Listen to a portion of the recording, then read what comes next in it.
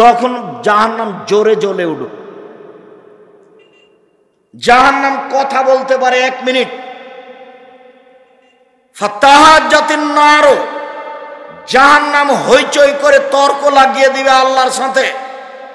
বিমা উসিত বিল মুতাজাব্বিরিন মুতাকাব্বিরিন, প্রতিপালক আমার ভিতরে স্বৈরাচারী, স্বেচ্ছাচারী, বদমেজাজি, অহংকারীরা কেন কেন তারা আমার ভিতরে? তখন আল্লাহ বলবেন ইন্নামা আনতি গাযাবি, জাহান্নাম তুমি মনে রেখো তুমি আমার শাস্তি। ইন্নামা আনতি গাযাবি, নিশ্চয় তুমি আমার রাগ, তুমি আমার ক্রোধ। যারা পৃথিবীতে স্বৈরাচারী, স্বেচ্ছাচারী, বদমেজাজি হিসেবে থেকেছে, জোর করে বাড়ি গাড়ি দখল করেছে, জোর করে সমাজের লোককে অপমান করেছে, মানুষকে জেল হাজতে দিয়েছে, নির্দ্বিধায় মানুষের প্রতি অন্যায় অবিচার করেছে, তাদেরকে শাস্তি দেওয়ার জন্য তোমাকে প্রস্তুত করেছি। এই জন্য স্বৈরাচারী, স্বেচ্ছাচারী, বদমেজাজি, অহংকারীরা তোমার ভিতরে আছে। মনে রেখো জাহান্নাম, ইন্নামা আনতি গাযাবি, নিশ্চয় তুমি আমার রাগ। ইন্নামা আনতি আযাবি, নিশ্চয় তুমি আমার শাস্তি। তোমাকে দিয়ে শাস্তি দিব স্বৈরাচারীদের, তোমাকে দিয়ে শাস্তি দিব অহংকারীদের, তোমাকে দিয়ে শাস্তি দিব বদমেজাজিদের। তাই তোমাকে প্রস্তুত করেছি, যার কারণে তোমার ভিতরে এরা। জাহান্নাম হইচই করে তর্ক লাগিয়ে দেবে আল্লাহর সাথে, মানে জাহান্নাম কথা বলতে পারে। ফাস্তাকাতিন নার ইলা রাব্বিহা, যেদিন জাহান্নামকে রেডি করা হলো সেদিন তার প্রতিপালক করেছে। জাহান্নাম অভিযোগ করলো, অভিযোগে বলল এক হলো বাজি বাজান, যা আল্লাহ আমার কিছু অংশকে ধরে খাচ্ছে, আপনি কি আমার একটু কথা শুনবেন? তখন আল্লাহ বললেন ঠিক আছে জাহান্নাম, তোর কথা আমি মেনে নিলাম বেদাবসায় নে, তুমি 2টা শ্বাস ছাড়ো, ঠান্ডা এলাকা থেকে একটা ছাড়ো, সারা পৃথিবী 6 মাস ঠান্ডা থাকবে।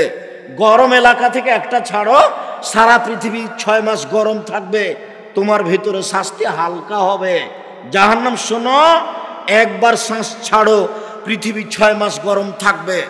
জাহান্নাম শোনো, একবার শ্বাস গ্রহণ করো, পৃথিবী 6 মাস ঠান্ডা থাকবে, তোমার ভিতরে শাস্তি কিছু হালকা হবে। আমি তোমার অভিযোগ মেনে নিলাম। লা ইয়াজালু ইলকা জাহান্নাম, জাহান্নামের ভিতরে মানুষকে দিতে থাকা হবে অতাকুলো হালমিন মাজিদ। জাহান্নাম বলবে আর কি কিছু আছে, আর কি কিছু আছে, আর কি কিছু আছে। ফাওয়াজা কাদামাহু রব্বুল ইজ্জাতে, তখন আল্লাহ তাআলা তার নিজের পাকে জাহান্নামের ভিতরে ঢুকিয়ে দিবেন। ওয়া ইয়ানজাবি বাজুহা বাজান, জাহান্নামে কিছু অংশের ভিতরে ঢুকে একবারে চেপা লেগে আঁটো-সাঁটো হয়ে যাবে, আর মুখে বলবে কাত কাত কাত, যথেষ্ট যথেষ্ট যথেষ্ট। জাহান্নাম কথা বলতে পারে।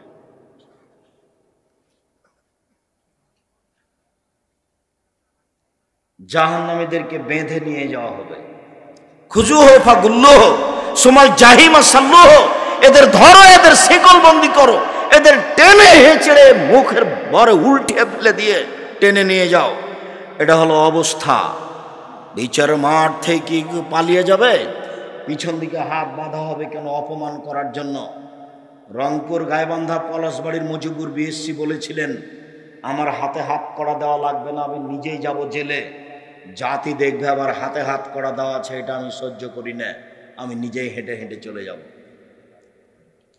বড় বড় শক্তিশালী ক্ষমতাধরদের হাত পিছনে বাঁধা থাকবে, ফেরাউনের হাত পিছনে বাঁধা থাকবে, কেউ খুলতে পারবে না। অপমান করার জন্য হাত পিছনে বাঁধা থাকবে। জাহান্নামের উল্লেখযোগ্য শাস্তি হলো জাক্কুম, কাঁটাযুক্ত গাছ। জাহান্নামের আগুনের ভিতর থেকে গজিয়ে উঠছে ওপরে, ওতে আবার ফল হয়। ফল হলো শয়তানের মাথার মতো। আমরা তো শয়তানকে দেখিনি, তার মাথা যে কেমন। আল্লাহ এইটা বলে আমাদের কি বুঝালেন যে জাক্কুম গাছের ফল হলো শয়তানের মাথার মতো? তো সব বিদ্বান বলেছেন শয়তানের মাথা মানে খারাপ, শয়তানের মাথা মানে খারাপ, শয়তানের মাথা মানে খারাপ। তখন আবুল আলা মওদুদী রাহিমাহুল্লাহ বলছেন, আরে না না না, মানুষ যেমন রূপক কথা বলে ও বুঝে, আল্লাহ তেমন রূপক কথা বলেন। মানুষ যেমন রূপক কথা বলে ও বুঝে, আল্লাহ তেমন রূপক কথা বলেন। মানুষ কি বলে রূপক কথা? মানুষ বলে মেয়েটা এত সুন্দরী, মেয়েটা এত সুন্দরী, মনে হচ্ছে যেন পরী। কেউ কি পরীকে দেখেছে? তবু বলে ও বুঝে। মেয়েটা এত কুৎসিত, মেয়েটা এত কুৎসিত, মনে হচ্ছে যেন পেতনি। কেউ পেতনিকে দেখেছে? দেখেনি, কিন্তু বলে ও বুঝে। মানুষ বলে লোকটা এত ভালো, লোকটা এত ভালো, মনে হচ্ছে যেন ফেরেশতা। কেউ ফেরেশতাকে দেখেছে? তবুও মানুষ বলে ও বুঝে। আবুল আলা মওদুদী রাহিমাহুল্লাহ বলছেন, আরে না না, আল্লাহ রূপক কথা বলেন, সেটা হলো এইটা, আমরা এটা বলি না। আমরা বলছি বিদ্বান যেটা বলেছেন সেটাই। শয়তানের মাথা মানে খারাপ। বাকি অংশ রেখে দিলাম জাহান্নাম থেকে বাঁচার জন্য। এই ছেলেরা, এই সবাই প্রস্তুত হও। মুরব্বী আপনারা একটু প্রস্তুত হন। যারা দোকানপাটে আছো তারা কিছুক্ষণের জন্য এদিকে লক্ষ্য করো। দিনী বোনেরা, আপনারা যারা যেখানে আছেন একটু খেয়াল করেন, পাশে কেউ ঘুমিয়ে থাকলে তাকে জাগিয়ে দেন।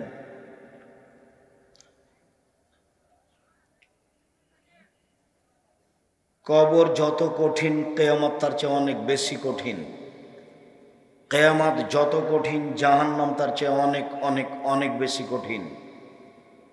জাহান্নাম থেকে বাঁচার জন্য 1 নম্বর দোয়া, আল্লাহুম্মা আজরিনি মিনান নার। আল্লাহ তুমি আমাকে জাহান্নাম থেকে বাঁচাও। কয়বার? 3 বার। আমি 3 বার বললে জাহান্নাম কি বলবে আল্লাহকে? আল্লাহ তুমি তাকে আমার থেকে, জাহান্নাম থেকে বাঁচাও।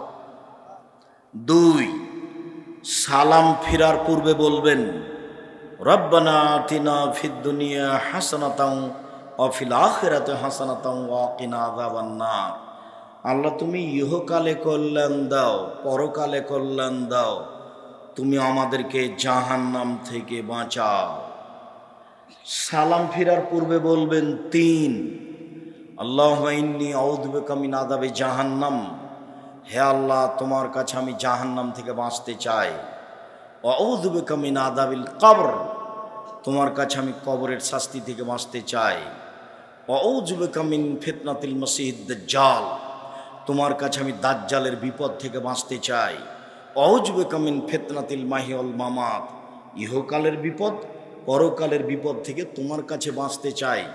ইহকালের বিপদ হতে বাঁচতে চাই, পরকালের বিপদ হতে বাঁচতে চাই। ওয়া আউযু বিকা মিনাল মাসাম ওয়াল মাগরাম।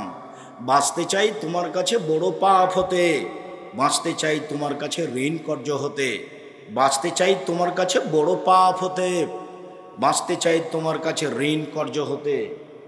4, 5, আল্লাহুম্মা কিনি আযাবাক ইয়াওমা তাবাসু ইবাদাক। আল্লাহ, বিচারের দিন তুমি আমাকে জাহান্নাম থেকে বাঁচাও। আল্লাহ, বিচারের দিন তুমি আমাকে জাহান্নাম থেকে বাঁচাও। এই কথাগুলি আপনি সালাম ফিরার পূর্বে বা পরে বলার চেষ্টা করবেন। বাপ মায়ের বা কারো কবরের পাশে গেলে জানাজার যে বিশেষ দোয়া আছে, আল্লাহুম্মা গফির লাহু ওয়ারহামহু ওয়াফু আনহু, এই দোয়া পড়বেন। সেইখানে এক জায়গাতে আছে ওয়াকিহু মিন আযাবিন নার। আল্লাহ তুমি তাকে জাহান্নামের শাস্তি থেকে বাঁচাও। আমিন আযাবিল কবর, আল্লাহ তুমি তাকে কবরের শাস্তি থেকে বাঁচাও। কবরের পাশে গেলে ওই জানাজার বিশেষ দোয়াটা পড়বেন। তাহলে তার জন্য কবরের শাস্তি এবং জাহান্নামের শাস্তি থেকে বাঁচার ব্যাপারে আল্লাহকে বলা হবে। আর যেগুলো বললাম সেগুলোর চেষ্টা করবেন বিশেষভাবে। রব্বানা আতিনা ফিদ দুনিয়া হাসানাতাও ওয়া ফিল আখিরাতি হাসানা, বিশেষভাবে আল্লাহুম্মা ইন্নী আউযু বিকা মিন আযাবি জাহান্নাম, এইগুলি দোয়া না পড়া পর্যন্ত সালাম ফিরবেন না। আর শেষে আছে সালাম ফেরার পূর্বে আর একটা পরামর্শ। বলেন তো সেটা কি? জাযাকাল্লাহ খায়ের, বারাকাল্লাহ। রব্বির হামহুমা কামা রাব্বায়ানি সাগীরা। বাড়িঘর, জমি জায়গা সব কিছু ভোগ করছি, তার জন্য একটু বলি, রব্বির হামহুমা কামা রব্বায়ানি সাগীরা। হে আমার প্রতিপালক, তুমি আমার বাপ মাকে দেখো বাল্য অবস্থায় আমাদের যেভাবে দেখেছিল। সম্মানিত দিনী ভাই বোন, আলোচনার শেষে এসে আবারও জরুরি কথা, মানুষের জীবনে সবচেয়ে দামি কাজ। এই ছেলে, তুমি মাসিক আল ইতিসাম পত্রিকা না নিয়েই যাবা? আমি বুঝলাম না তুমি আমাকে কিভাবে ভালোবাসো। আমার জীবনে যেটা সবচেয়ে বড় সাধনা সেটা হলো জামিয়া সালাফিয়া। আমার জীবনে অন্য কিছু লাগে না। আর জামিয়া সালাফের মুখপাত্র পত্রিকা হচ্ছে মাসিক আল ইতিসাম পত্রিকা। আমি যখন শুনবো যে আপনি মাসিক আল ইতিসাম পত্রিকা পড়েন, তখন আপনার উপরে আমার যে আন্তরিকতা তা আপনাকে আমি বুঝাতে অক্ষম। ওর পিছনে কত খরচ আছে আর কত শ্রম ব্যয় আছে, যদিচ দাম বেশি নয়। তো আমি শেষ করতে না করতে তুমি উঠে চলে যাচ্ছ, তার মানে মাসিক আল ইতিসাম পত্রিকার উপরে তোমার অনীহা আছে? 20, 25, 30 টাকা দিয়ে সেটা কিনতে তোমার ভারী লাগবে কেন? সলাতের উপরে, নামাজের উপরে বইটা আমিও লিখেছি, এটা আমার জীবনে স্বাদ ছিল। আর নতুন যেটা বই সেটা বের হয়েছে পোশাকের উপরে বই বের করেছি আমি নিজে। আপনি আব্দুল্লাহকে অনেক ভালোবাসেন, আব্দুল্লাহর বই পড়েন, মিন্নাতুল বারি, রেজেক, কিন্তু আমি যেগুলো লিখেছি সেগুলোকে একটু মূল্যায়ন করেন। কে বড় ক্ষতিগ্রস্ত, কে বড় লাভবান, আদর্শ পরিবার, আদর্শ নারী, আর মহিলাদের জন্য কেন এই নির্যাতন, কি তার প্রতিকার, আরো অনেক কিছু। তো যেটা আমি শেষে বলতে চাইলাম সেটা হলো এই জাহান্নাম থেকে বাঁচার ধারাবাহিক যে কথা বললাম সেইগুলি মূল্যায়ন করেন। আর জামিয়া সালাফিয়ার জন্য দোয়া করবেন, আল্লাহ যেন কবুল করেন।